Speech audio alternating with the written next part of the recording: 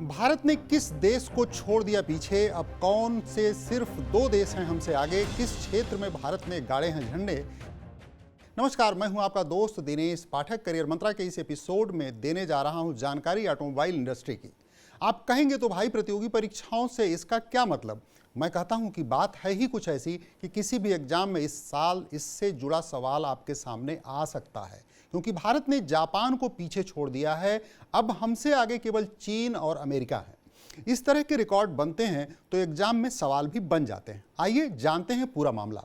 Nikkei Asia की report हाल ही में आई है। इसके मुताबिक भारत अब दुनिया का तीसरा सबसे बड़ा ऑटो मार्केट बन गया है। भारत ने 2022 में करीब 42.5 लाख नए व्हीकल बेचे हैं और जापान ने 42 लाख। चीन और अमेरिका क्रमशः पहले और दूसरे पायदान पर हैं। कहने की जरूरत नहीं कि जापान अब चौथे स्थान पर है। रिपोर्ट कहती है कि अपना आंकड़ा अभी और बढ़ेगा। कॉमर्शियल वाहनों के लिए पिछले साल के चौथी तिमाही के बिक्री के आंकड़े आना अभी बाकी हैं।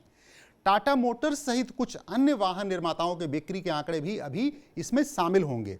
यह आंकड़ा नवंबर तक का है। साल 2021 में चीन ने 26.27 मिलियन वाहनों की बिक्री के वैश्विक स्तर पर ऑटो सेल्स में पहले स्थान पर रहा, जबकि 15.4 मिलियन वाहनों की बिक्री के साथ अमेरिका दूसरे स्थान पर। अब जरा आंकड़ों की जुबानी भारत में वर्षवार बिके नए वाहनों के बारे में जान लेते हैं। साल 2022 में 42.5 लाख वाहन बिके, 21 में 40 लाख, साल 2020 में 30 लाख चूंकि कोविड था, 19 में 40 लाख, 2018 में 40.4 लाख वाहन बिके थे। पिछले कुछ वर्षों में भारत के ऑटो बाजार में काफ़ी उतार चढ़ाव आया। जहां 2018 में 40.4 लाख वाहन बिके तो साल 19 में यह आंकड़ा घटकर 40 लाख आ गया और कोविड महामारी के कारण 2020 में लॉकडाउन आदि ने इस बिक्री को 30 लाख यूनिट पर ला खड़ा किया। 2021 में बिक्री फिर से बढ़ी और आंकड़ा 40 लाख पार कर गया। 2022 में ऑटोमोटिव चिप की आपूर्ति बढ़ने के कारण मारुति सुजुकी, टाटा मोटर्स समेत अन्य वाहन निर्माताओं की बिक्री में तेजी आई। अब ब्रिटिश फर्म यूरोमॉनिटर के अनुसार 2021 में केवल 8.5% भारतीय परिवारों के पास एक पैसेंजर व्हीकल था। यह इस बात का संकेत है कि यहाँ लंबे समय तक वाहनों की आवश्यकता बनी रहेगी।